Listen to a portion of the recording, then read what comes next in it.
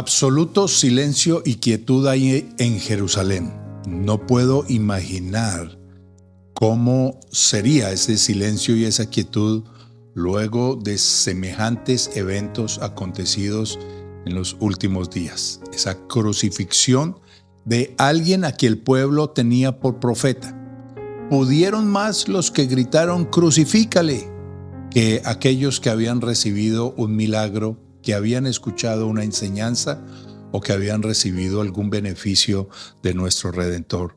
Le admiraban, pero no tanto como para impedir su crucifixión. Silencio y quietud. No hay una descripción en los evangelios acerca de lo que ocurriría en la ciudad, en medio de los discípulos, de los seguidores de Jesús, pero no porque la Biblia guarde silencio respecto a este día sábado, significa que todo se quedó quieto, o no, al contrario. Escúcheme, estaban sucediendo las cosas más importantes, maravillosas, gloriosas y definitivas en el ámbito espiritual.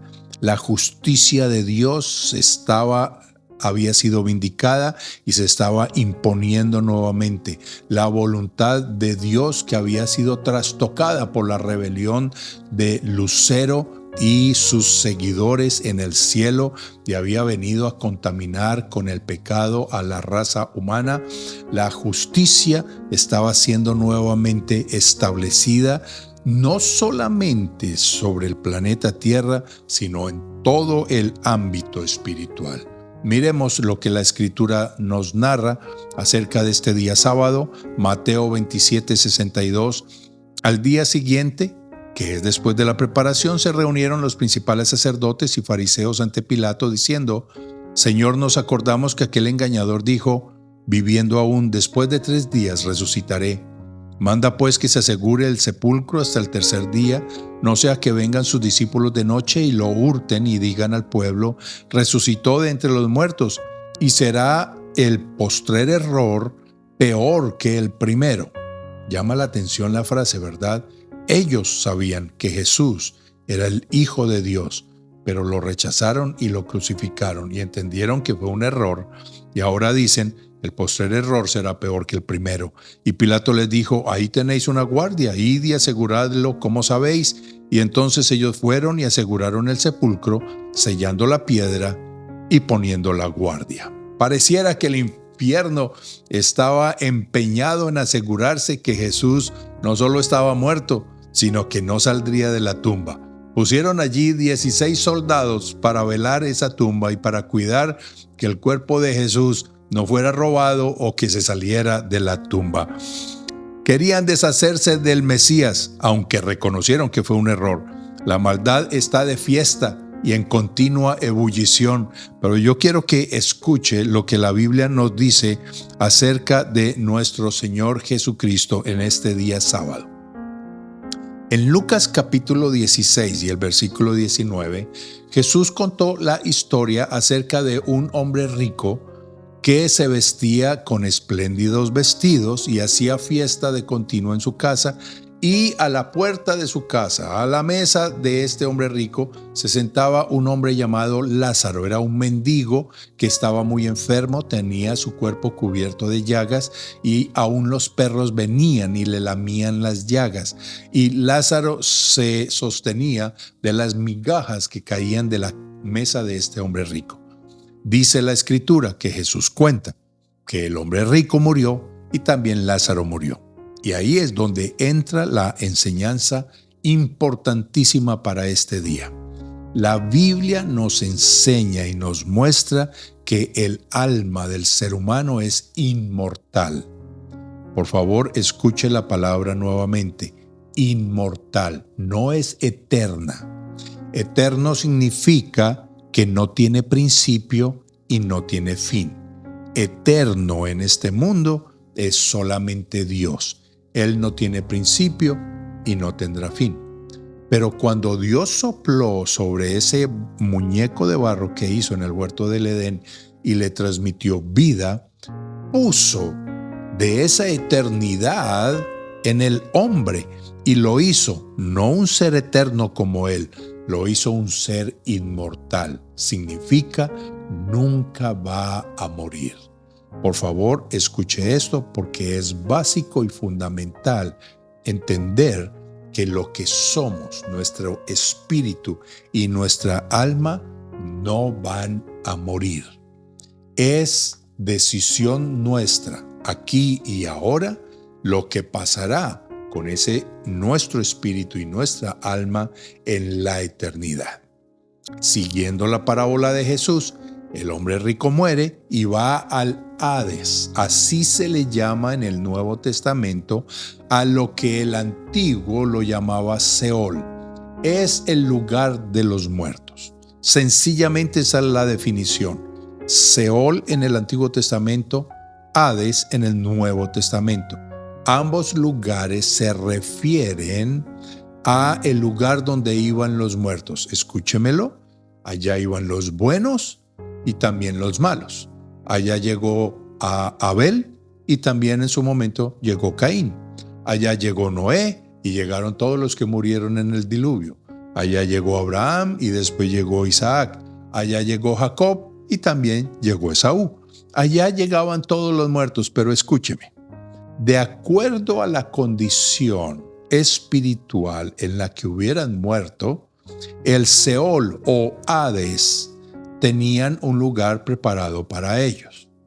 Los que habían muerto en sus pecados, lejos del conocimiento de Dios, aquellos que nunca pensaron en Dios, ni le dieron gracias, ni le dieron gloria, ni lo honraron, ni vivieron para Él, llegaban a ese lugar, a un lugar de tormento. El hombre rico de la parábola de Lucas 16, versículo 19, llegó a ese lugar, mientras que Lázaro, el hombre humilde, el mendigo, el necesitado, el que por causa de sus enfermedades seguro clamaba día tras día a Dios por su salud y su sostenimiento, llegó al Seol o Hades, al lugar de los muertos, pero no al lugar de tormento. Llegó a un lugar llamado el paraíso. Allí estaba Abraham, el padre de la fe, listo para recibirle y para que tuviera descanso y reposo luego de todos los sufrimientos que había tenido en esta vida. El hombre rico está atormentado en una llama y alza los ojos y reconoce a Abraham y también mira hacia abajo y reconoce a Lázaro, el mendigo que se sentaba a su mesa, y le dice el hombre rico: Padre Abraham, envía a Lázaro que moje su dedo en agua y venga aquí y refresque mi lengua porque estoy atormentado en esta llama. Parece entonces que en ese lugar paraíso, allá no solamente está Abraham, allá están los buenos, allá hay descanso, allá también hay agua fresca. El padre Abraham le responde al hombre rico y le dice: hijo, lo siento, hay una gran cima, y cuando usted mira la narración allá en Lucas 16, está cima con S. No es cima de la montaña que se escribe con C y que se refiere a un lugar alto. Este es cima con S, que se refiere a un lugar profundo e indeterminado. Dice, hay una gran cima y los de aquí no podemos pasar allá, ni los de allá pueden pasar aquí. Dice, a Moisés y a los profetas tienen, porque el hombre rico dijo, entonces envíalo para que le hable a mi padre y a mis 5 hermanos. A Moisés y a los profetas tienen, que los escuchen a ellos. Hay una gran separación en esos dos lugares, pero lo tremendo para nosotros como creyentes es entender que todos los muertos iban al mismo lugar. No parece justo, ¿verdad? No parece sano, no parece ese el plan de Dios. ¿Por qué iban todos al mismo lugar? Sencillo, porque antes de la muerte de nuestro Señor Jesucristo, la justicia había determinado ese como lugar para los muertos cuando instituyó: el alma que pecare, esa morirá. Todos los seres humanos pecamos y fueron a parar al mismo lugar.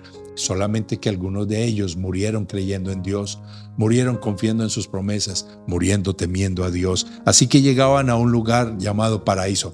Recuerda que en los 2 malhechores que se crucificaron al lado de Jesús, uno de ellos lo reconoció como rey y le dijo al otro malhechor: tú no tienes temor de Dios? Estamos en la misma condición.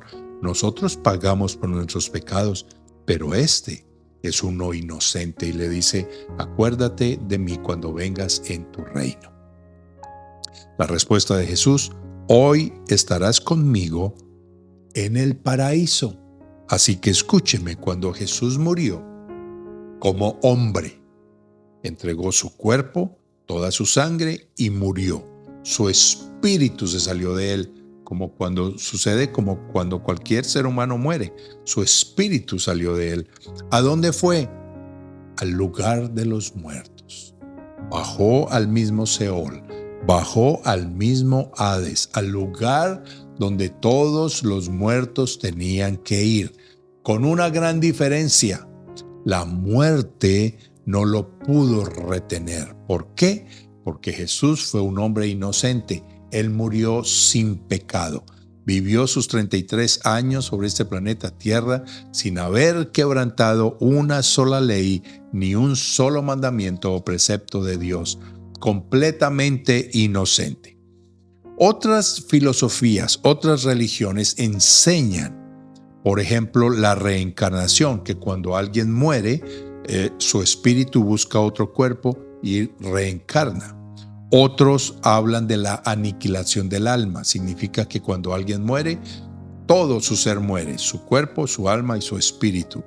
Otros hablan de el dormir del alma, que cuando alguien muere, su alma queda en un estado de adormecimiento hasta que llegue el día final, cuando habrá un juicio para todos y tenga que purificar las cosas buenas y malas. Otros enseñan que hay un purgatorio a donde todos van y a través de purgar durante un largo periodo de tiempo, llegarán finalmente a la cima, al paraíso, eliminando con ello la obra redentora de Cristo. Otros tienen diferentes opciones para evitarle al hombre el dolor de pensar en lo que sucederá después de su muerte. Jesús contó esta parábola y hoy la traemos como enseñanza para entender que lo que le pasaba a todos los seres humanos le pasó también a Jesús, ir al lugar de los muertos. Y para entender, fundamental, es clave aceptar el hecho de que nuestra vida no termina con la muerte. La muerte solo termina con la vida de este cuerpo físico, pero nosotros seguiremos existiendo. Jesús contó esta parábola para mostrarle que hay dos destinos, o el lugar de tormento o el lugar de descanso. Pero escúcheme, Jesús llega allí al Hades y dice el apóstol Pedro, es muy interesante que es Pedro y no el apóstol Pablo o el autor al libro de los Hebreos o el evangelista Juan quien tiene esta revelación. Dice que el Señor Jesús, primera de Pedro, capítulo 3, versículo 18. Primera de Pedro 3, 18. Porque también Cristo padeció una sola vez por los pecados, el justo por los injustos, para llevarnos a Dios, siendo a la verdad muerto en la carne. Importantísimo también creer que Jesús murió.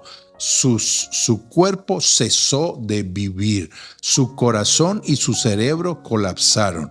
Su cerebro colapsó del dolor y su corazón colapsó porque los 3.5 litros de sangre que el ser humano tiene ya se le habían salido por sus heridas en la sien, por los puñetazos, por la barba que le arrancaron, por los latigazos en su espalda, en su cuerpo, por los clavos en sus manos y sus pies, por la lanza que atravesó su costado. Toda su sangre derramada, Él murió. Pero dice el apóstol Pablo, Él muerto en la carne, pero vivificado en espíritu, en el cual también fue y predicó a los espíritus encarcelados, los que en otro tiempo desobedecieron. ¿Que Jesús fue al lugar de los muertos? Y no solo fue al lugar de los muertos, sino que no fue directamente al paraíso, fue al lugar de castigo, no para ser castigado, sino para anunciarles a los que estaban allí las verdades de Dios. Para mí es algo impresionante. Fue y predicó a los espíritus encarcelados. Pregunta, ¿predicarle a los espíritus encarcelados? En primer lugar, ¿cuáles espíritus encarcelados? Mis amados, hay demonios que son tan demonios, tan malos, que están encadenados. Serán sueltos después, pero por ahora no. Y uno mira este mundo como estaba, patas arriba, de cabeza, en completo caos y desorden. Y yo pienso, caramba, si estamos como estamos, ¿cómo sería si esos encadenados estuvieran libres?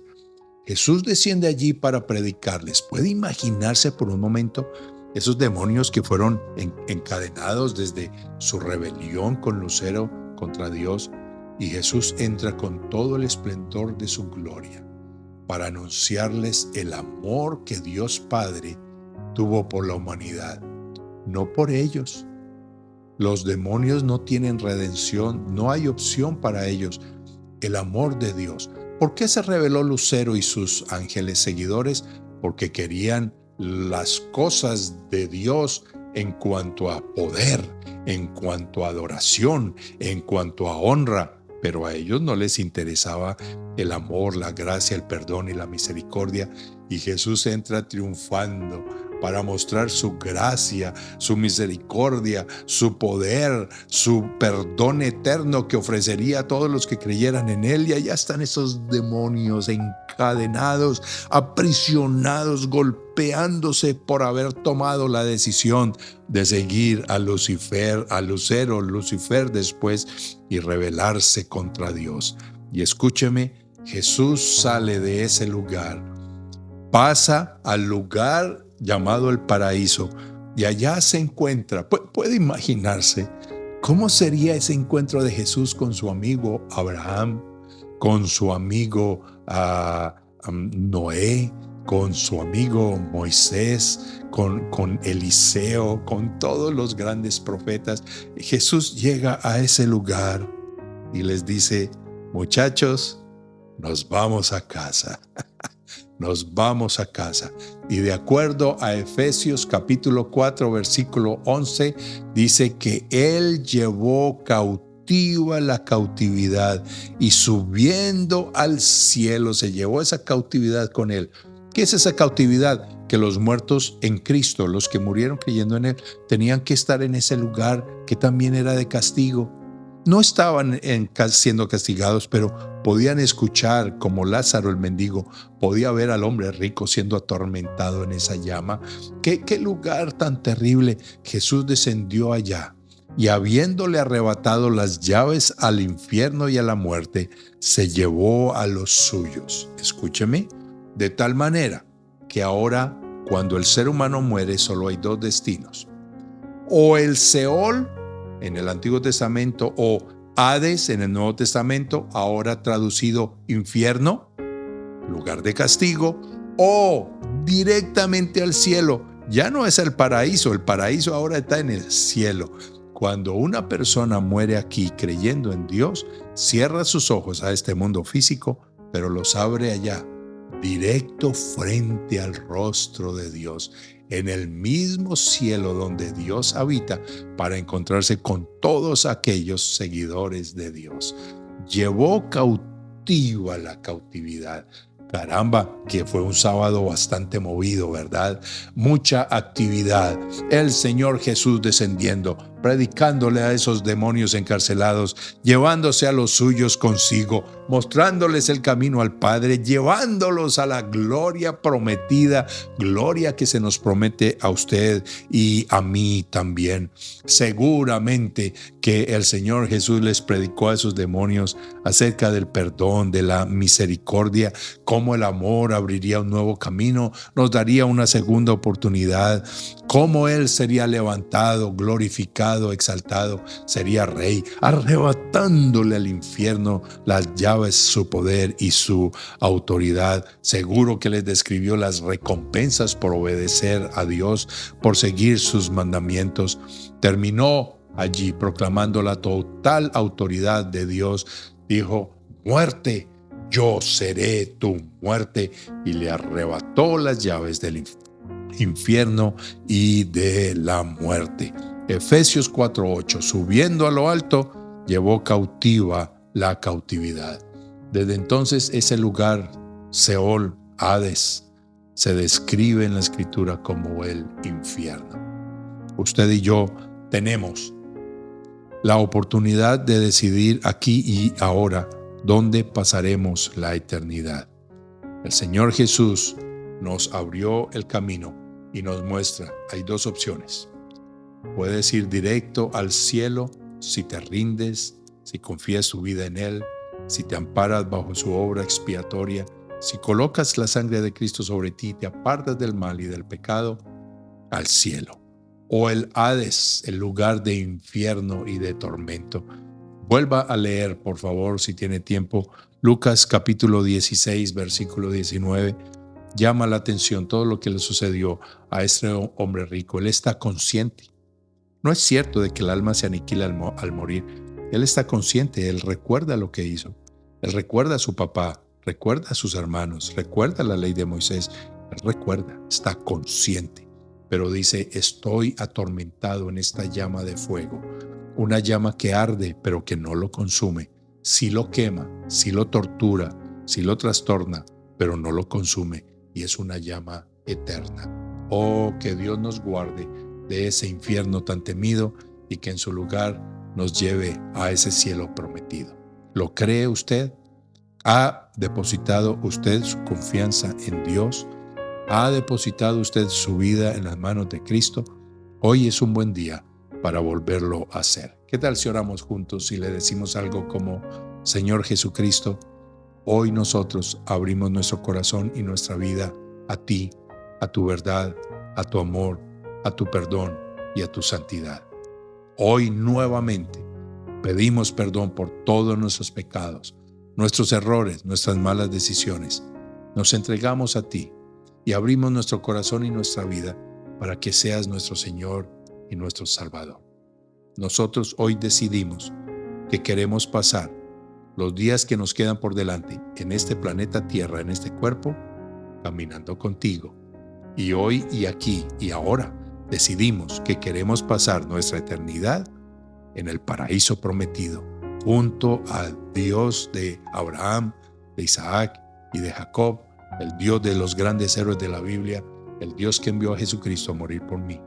Te encomendamos nuestra vida, nuestro corazón y también toda nuestra familia. Señor, con humildad yo te pido, acuérdate de nuestros familiares, nuestros primos, tías, tíos, hermanos, hermanas, sobrinos.